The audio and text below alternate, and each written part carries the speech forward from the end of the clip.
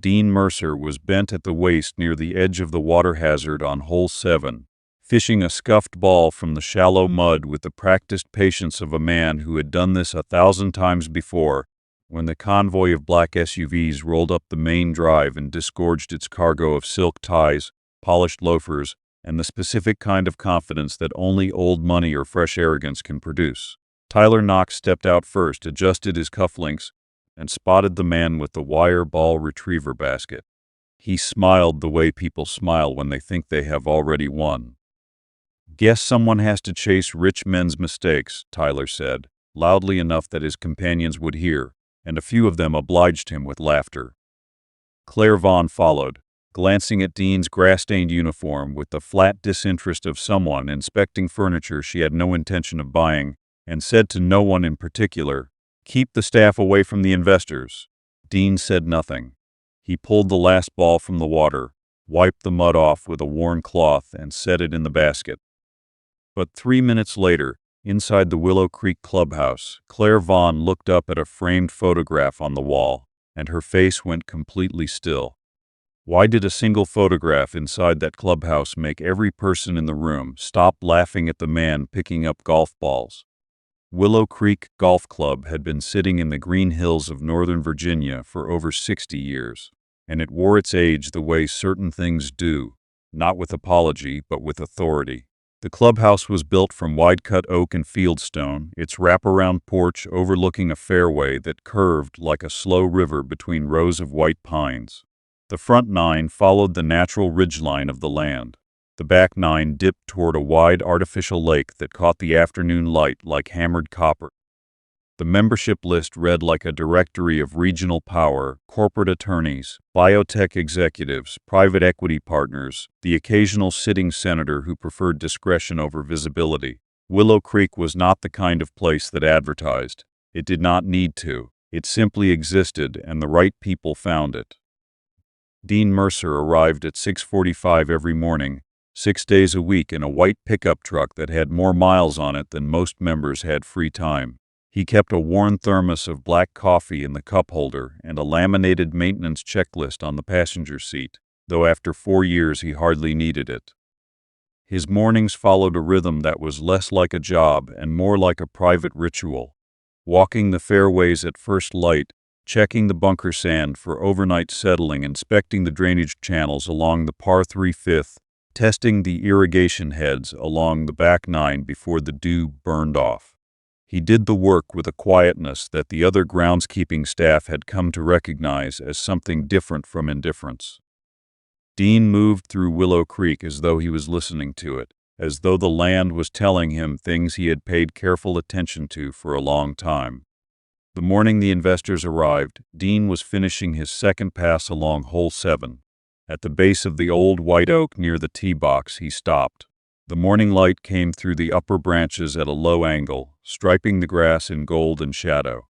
He ran one hand along the bark, checking the root base for heaving from the previous week's rain, he would have said if anyone had asked, but his hand stayed there a beat longer than the inspection required.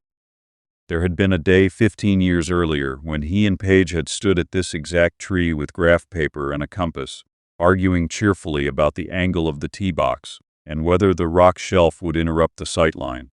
She had been right, as she usually was. The rock shelf stayed. The hole became the most photographed on the course. Dean took his hand off the bark and kept walking. Claire Vaughn had flown in from New York the evening before and checked into the inn at the edge of the property. She was 41, the chief executive of Vaughn Capital Group, and she had built a reputation for buying underperforming hospitality assets, restructuring them with speed and discipline, and selling them at more than double the acquisition price within 4 years. Tyler Knox was her lead strategist, a man who spoke entirely in metrics and evaluated every room, path, and tree line in terms of revenue per square foot. Tyler saw Dean the moment he stepped out of the SUV and formed his opinion in approximately 3 seconds. His comment about rich men's mistakes was delivered with the ease of someone who had never considered that a passing remark might land somewhere tender. Claire's instruction to keep staff away from investors was delivered without cruelty, Cruelty is not a requirement for humiliation, and the temperature of her voice was sufficient. Dean heard both. He was perhaps 30 feet away, and the morning was quiet enough that sound carried easily across the fairway. He did not look up. He did not alter his pace. He finished retrieving the last ball and moved on. Tyler, moving toward the practice green, spotted Dean near the oak and found the image amusing. He lined up a shot with the 7-iron he had pulled from his bag, addressed the ball with the slightly careless stance of a 12 handicap who did not practice enough, and put it in motion. The ball sailed wide, well wide, and landed 6 feet from where Dean was standing. Tyler grinned. "Let's see if he can do his job," he said. Dean looked at the ball. Then he looked at Tyler once, with an expression that contained no anger at all, something quieter than that, and considerably harder, and then he picked the ball up and put it in the basket. Dean carried the basket along the perimeter of the practice area and set it beside the ball washing station near the path.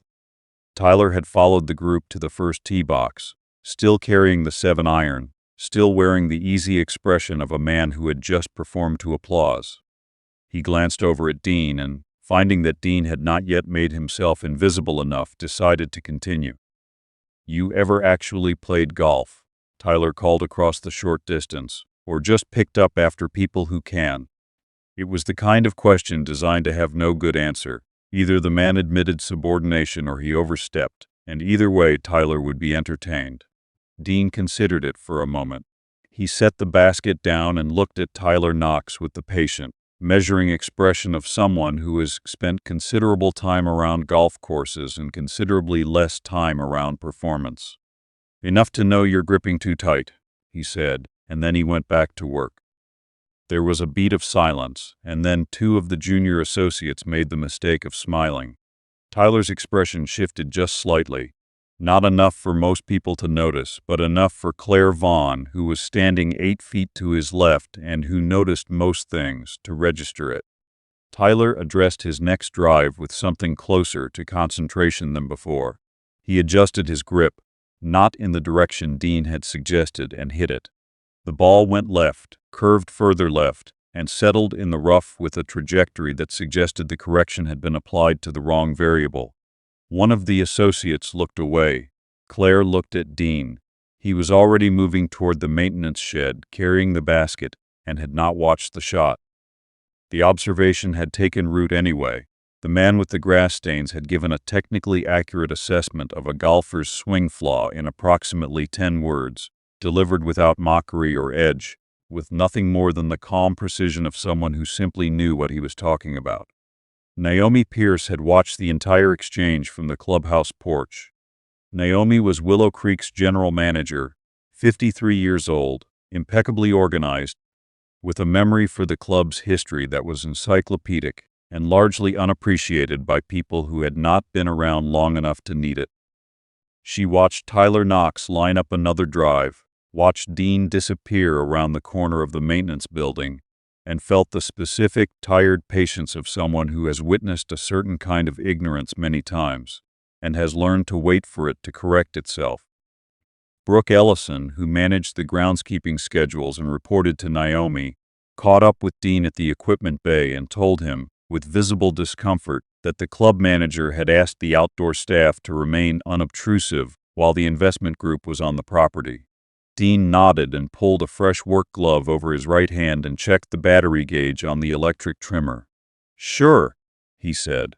Brooke waited to see if there would be more. There wasn't. Later, working his way along the garden edge between the cart path and the small memorial garden near the clubhouse's rear terrace, Dean straightened a branch on the early blooming spirea that had been turned by last night's wind, checked the soil moisture at the base of 3 rose bushes, and moved on. The garden was not large. It occupied maybe 800 square feet between 2 holly hedges, but it was maintained with a specificity that set it apart from the utilitarian care given to the rest of the grounds. Near its center, mounted to a low stone post, was a small bronze plaque that read simply, "Page's Garden." Claire Vaughn had come to the rear terrace for a moment of quiet and had seen Dean working there. She watched for a moment, then turned to Naomi, who had appeared at her elbow with a coffee. "Who is that groundskeeper?" she asked. Naomi looked toward Dean and gave the question the weight it deserved. "Someone Willow Creek owes more than most people here remember," she said, and went back inside.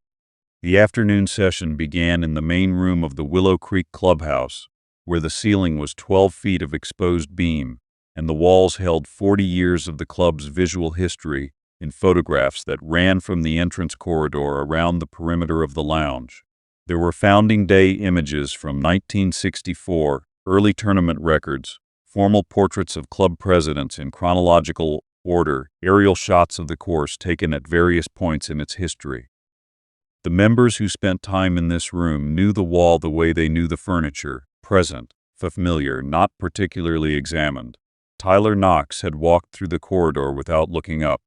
After a catered lunch in the private dining room, the group moved into the main lounge for preliminary remarks from Warren Hale, Willow Creek's majority stakeholder, a man in his late 70s whose family had held a financial interest in the property for 3 generations.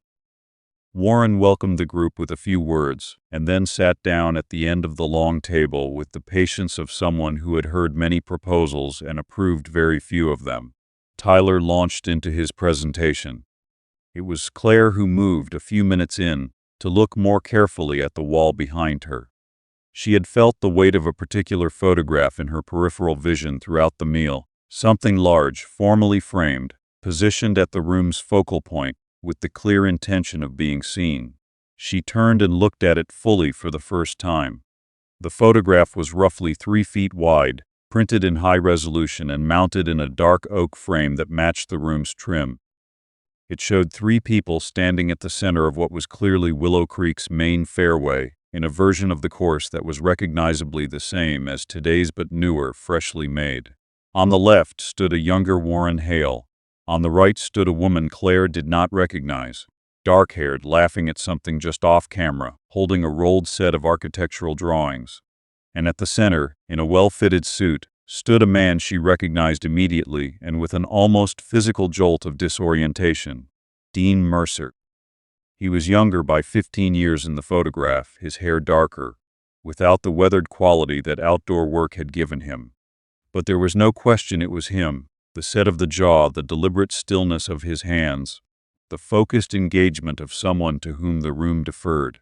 He was standing beside a mounted display board showing architectural drawings of the course layout, pointing toward a detail on the rendering. Below the photograph, mounted to the frame's lower edge on a small placard, were the words, "Dean Mercer, the man who saved Willow Creek." Claire stood very still. Tyler had continued talking. One of the associates near her followed her gaze and his sentence trailed off. Then another person looked. Then Tyler looked. The presentation continued for exactly 3 more seconds before the room had rotated almost entirely toward the photograph, and the understanding that had been absent all morning was now, quietly and irreversibly, arriving. Tyler Knox made one attempt at reorientation. "Common name," he said. It was the wrong thing, delivered into a silence that had already taken on weight.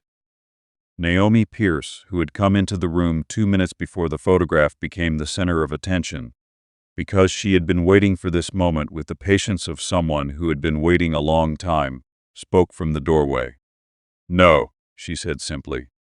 "That is the same person." She let the sentence be complete on its own.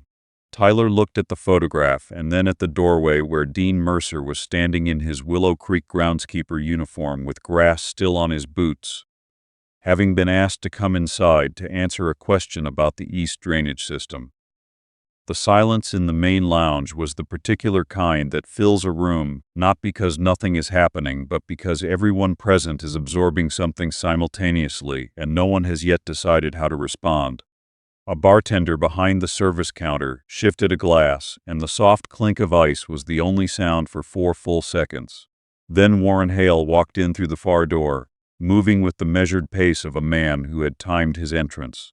He looked at the investor group. He looked at Dean. He looked at Tyler Knox. "If Dean is picking up golf balls," Warren said, "it is because he chooses to, not because he has nowhere else to stand." He pulled out a chair and sat down, and waited for someone else to speak first. The story of what Dean Mercer had done for Willow Creek Golf Club was not a secret at the club. It was something more inconvenient than a secret. It was a fact that most of the new membership did not know, and most of the old membership had stopped thinking about. The way people stop noticing a painting that has been on a wall long enough. Warren told it the way it needed to be told, without embellishment, which was the only way the facts required to be handled. 15 years earlier, Willow Creek had been approaching the end. Not suddenly or dramatically, but in the slow, accumulating way that institutional things decline. A membership roster that wasn't renewing fast enough, a course infrastructure that was expensive to maintain and increasingly dated, a financial position that had been manageable until 2 consecutive bad years of weather destroyed 2 consecutive tournament contracts. The property had debt. The board had been in quiet discussions with a regional development group that wanted the land for a mixed-use residential project. The course had perhaps 18 months before the conversation would stop being quiet. Dean Mercer was 31 years old at the time. He was known in the regional golf community as a serious amateur player with an unusual eye for course design, the kind of person who walked a fairway and immediately understood what was wrong with its internal logic.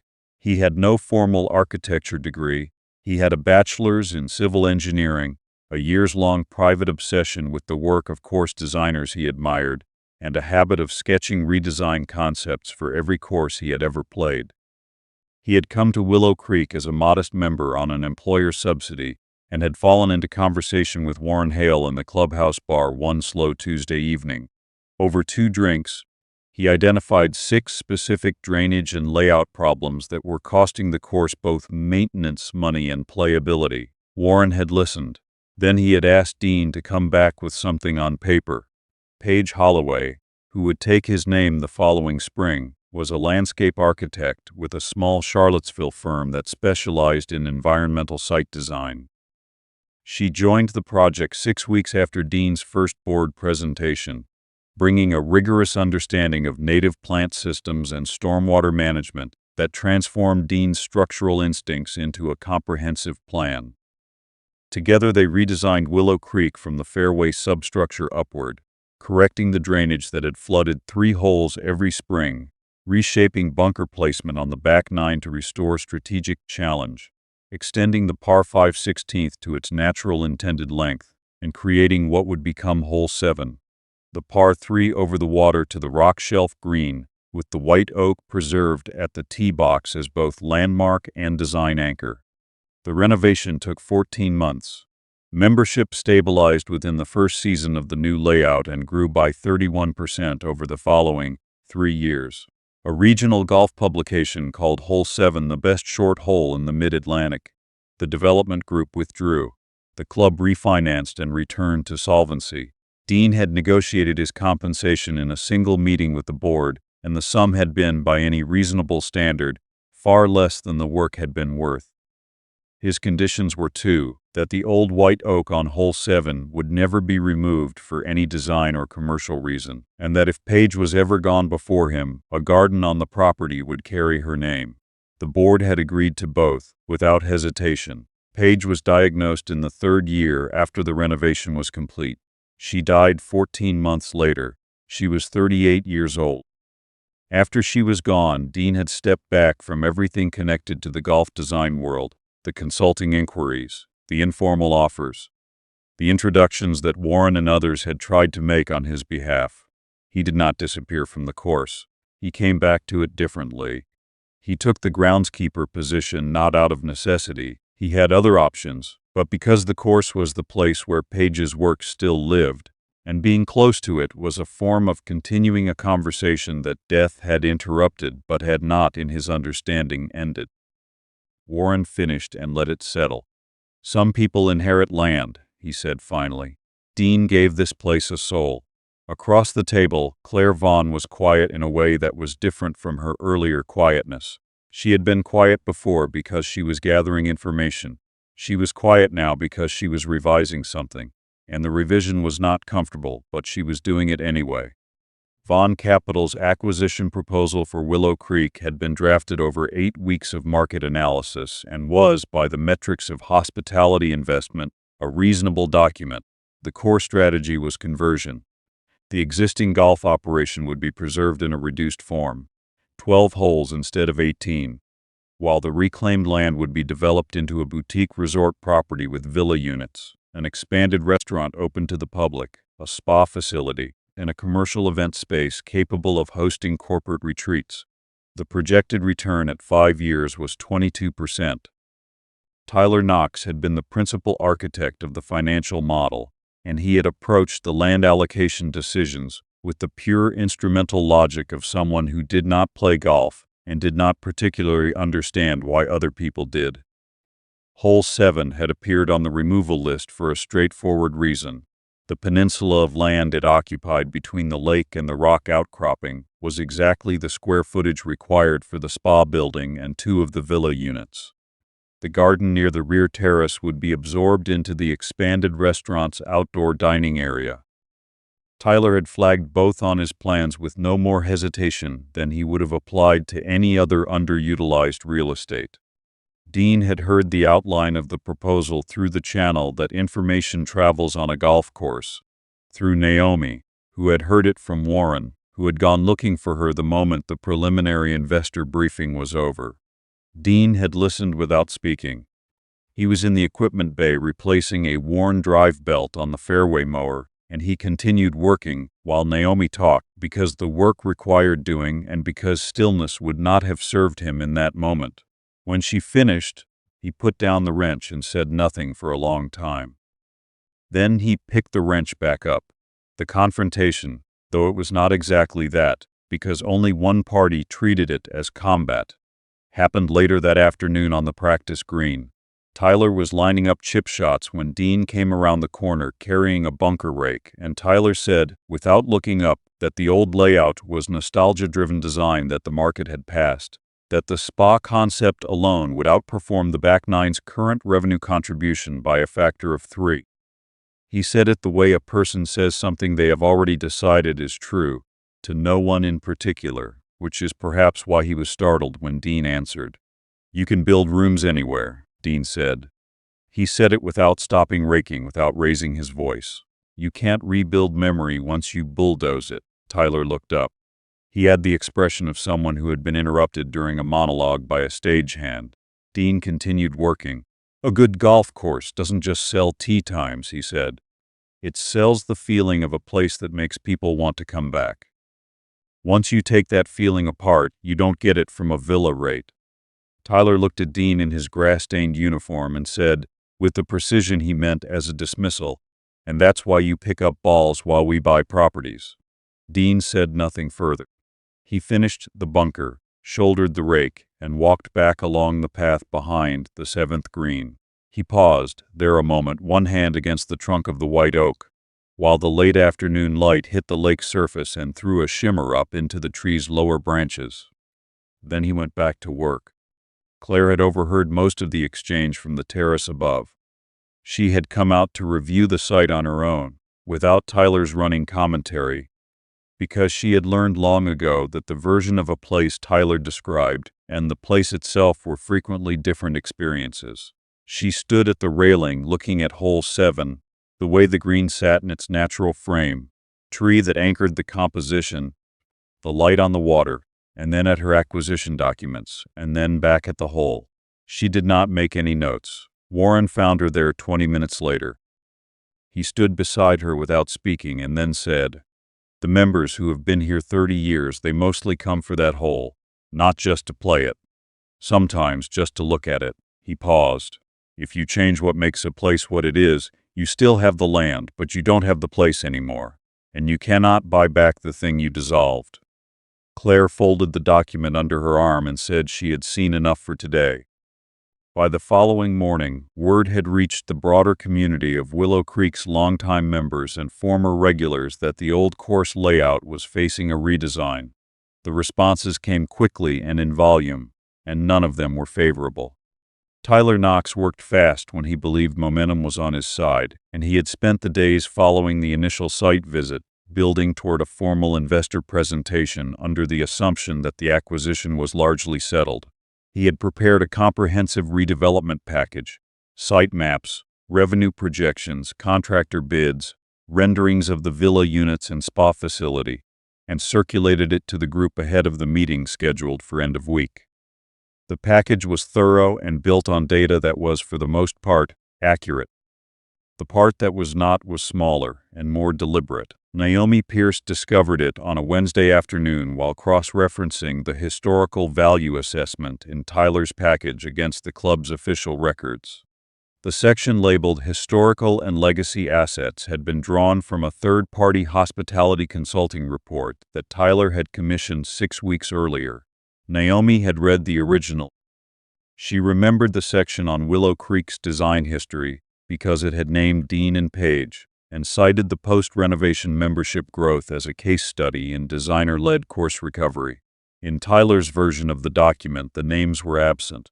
The case study had been reduced to 2 generic sentences. The attribution had been replaced entirely with passive voice language that credited the recovery to management improvements and market repositioning. Naomi placed the original report and Tyler's version side by side on her desk and looked at them for a long time. She made 2 copies of both, put them in a folder, and locked the folder in her desk. Brooke Ellison had been approached by Tyler the previous day with a request she had complied with and been uncomfortable about since. He had asked her, framed as a logistical formality, to confirm in writing that the maintenance staff had no standing objections to the proposed course modifications. A routine sign-off, he said, required for the permitting preliminary. Brooke had signed the form. She had not read it carefully enough, and when she reread it that evening she understood that she had confirmed, on official club letterhead, that the groundskeeping staff had reviewed and raised no concerns about the removal of Hole 7 and the memorial garden. She had reviewed neither. Neither had any other member of the staff. She spent the following morning deciding what to do with that information, and by afternoon had decided that Naomi should know, and that she was going to be the one to tell her. Claire, meanwhile, had begun spending time at Willow Creek without Tyler. She came before 7 on Thursday morning, walked the course perimeter alone in the early mist with a notepad, and watched the club come to life. She watched the first members arrive on the practice range, older men, mostly, with the deliberate ease of people who have done something long enough that the pleasure of it has become inseparable from the act itself. She watched 2 women in their 60s sit on the bench beside the 7th tee box for 20 minutes without playing, just talking and looking at the water. She walked through Page's garden and read the plaque and stood in the small space for longer than she had intended. She spoke with a groundskeeper named Marcus, who had worked at Willow Creek for 11 years, and who told her, without any apparent awareness that this might be relevant to her business interests, that working here was different from other clubs because Dean had set a standard for how the land should be treated, not as an asset to be maintained at minimum cost, but as something with integrity that deserved proper care. Marcus said this as though it were simply the obvious way to think about it. Claire wrote it down. That evening, Dean drove to the elementary school where his daughter had choir rehearsal, and they stopped for ice cream on the way home, and she told him about a song she was learning, and made him listen to her practice it 3 times in the car. When they got home, she fell asleep quickly, the way children do when they have been genuinely engaged all day, and Dean sat at the kitchen table with his coffee and looked at the small framed photograph on the counter. Page at hole 7 laughing, the white oak just visible behind her, the course new and green and entirely itself. He did not think about what he was going to say the following afternoon. He had long since stopped rehearsing what he would say in rooms full of people who did not yet know what they were looking at. He only thought about whether Page's garden would still exist in 6 months. That was the question that mattered. On Friday morning, Claire knocked on Naomi's office door at 8:15 and sat down across the desk and asked Naomi to walk her through the full history of the renovation, every detail, from the first conversation between Dean and Warren to the last day of construction. Naomi took out the documentation folder. She placed it on the desk. She placed beside it the folder containing the 2 versions of the consulting report. Before we start, Naomi said, there is something you should see. Claire looked at the 2 documents. She looked at them for a long time. When she looked up, her face had changed in a way Naomi recognized as someone who has just had to revise something they did not expect to revise. "Where is Tyler right now?" Claire asked. "Setting up the presentation room," Naomi said. Claire stood. "Thank you," she said, and walked out. The meeting room at Willow Creek was arranged the way Tyler Knox arranged all his rooms. Screens positioned for visibility, materials laid face down at each seat, water glasses filled, lighting adjusted to emphasize the projected display. He had not turned to look at the photographs on the wall behind his chair, because he did not think about them. The large framed photograph of Dean Mercer at the course reopening was positioned directly behind the seat Tyler had reserved for himself. The investor group filed in at 2 o'clock. Warren Hale was already seated. Naomi was in the room. Brooks sat near the door. Dean came in last in his groundskeeper uniform and stood to the side near the wall where he had been told to wait. He looked at the photograph behind Tyler's chair for a moment, and then he looked at the table and he waited. Tyler opened the presentation with the clean, practiced fluency of someone who has given this kind of pitch many times. He moved through the market analysis, the site plan, the projected timelines, the return modeling, with the conviction of a person who has rehearsed the numbers until they feel like certainties. The removal of hole 7 came up at slide 14. Tyler described the spa footprint and the villa adjacencies, and noted, with the language of optimization, that the existing par 3 hole represented sentimental value without corresponding revenue performance. He moved on quickly, the way a presenter moves past a detail they expect not to be questioned. He was wrong about that. A man near the center of the table, Richard Ashford, an investor who had been a Willow Creek member for 12 years, raised his hand. "The par 3 by the water," Richard said. "Is that hole 7? Tyler confirmed it. "That hole has been written about twice in national publications," Richard said. "A member I know drove 4 hours to play it. What is the basis for saying it has no historical value?" Tyler's answer was smooth and came from the prepared script. The course's competitive position was based on amenity offering, not historical differentiation, and the resort conversion would attract a broader demographic than the existing membership model. He was still talking when Warren Hale stood up. Warren did not raise his voice. He pointed at the photograph behind Tyler's chair, the large framed print that Tyler had never turned to look at, and he said, "Ask the man who designed it." The room turned. Tyler turned last. Dean was standing 6 feet from the wall in his Willow Creek groundskeeper uniform, with the design certificate mounted 2 feet above his right shoulder. The photograph at the head of the room showed him 15 years younger in a suit, standing beside the course layout he had created, in the exact spot Tyler Knox had been presenting from for the last 30 minutes. The room processed this information in the way that rooms process genuinely unexpected information. Not all at once, but in a cascade, one person's understanding pulling the next along with it, until the full weight of the context had reached everyone present. Naomi opened the folder she had brought and distributed its contents. The original consulting report with Dean and Page's names restored. The membership growth figures from the 2 years following the renovation, 31% net increase. The post-renovation revenue trajectory that had pulled the club from insolvency.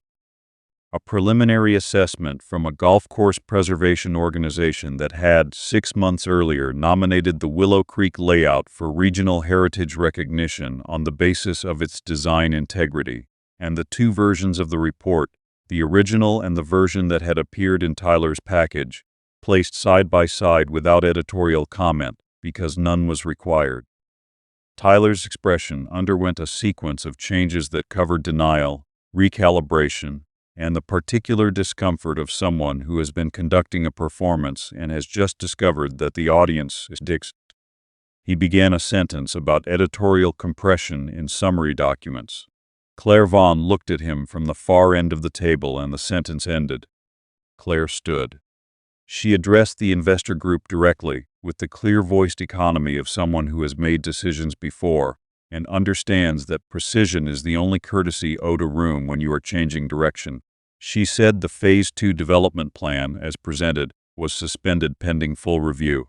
She said hole 7 and the memorial garden were not under consideration for removal.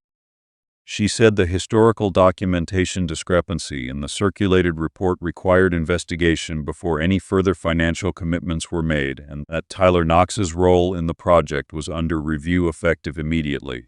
Tyler gathered his materials. He did not speak again. Then Claire turned to Dean. She did not look at the photograph. She looked at the man. "I saw a man picking up golf balls," she said. "I didn't see the man who gave this place its reason to exist." It was not a dramatic speech. It was a stiff fact delivered with the plainness that genuine accountability requires, and it landed in the room with the weight of something true. The silence that followed was not uncomfortable. It was the kind of silence that happens when something honest has just been said in a room where dishonest things have been circulating for too long. An older member near the window, a retired physician named Dr. Harold Webb, who had been playing Willow Creek for 27 years and had said nothing throughout the meeting, spoke into the quiet. "We don't come here because it's expensive," he said. "We come because Dean made it feel like home." The room was still. Outside the tall windows, the fairway ran its long green distance toward the lake, and the white oak on hole 7 caught the afternoon light and held it. The acquisition went forward. Claire Vaughn's firm purchased a 40% equity stake in Willow Creek Golf Club 3 months later, and the terms of the agreement looked nothing like the original proposal. The redevelopment framework had been rewritten from the ground up, with the principle that the course's design integrity was a primary asset to be preserved and enhanced rather than a constraint to be worked around. The villa concept was not abandoned entirely. 4 units were added on the eastern edge of the property, on land that had previously been a maintenance staging area with no design significance. But the 18-hole layout remained intact, and hole 7 remained exactly as Dean and Page had designed it, down to the angle of the tee box and the preservation covenant on the white oak. Page's garden was expanded. Claire allocated a dedicated line in the development budget for its restoration, and a landscape architect was commissioned to extend its plantings along the rear terrace walk in a way that honored the original native species design. A second plaque was installed near the garden's entrance, longer this time, naming Paige Mercer in full and describing her role in the course renovation and her work as a landscape architect, so that people walking through would know who had made it. Dean had been told about the second plaque the day before it was installed.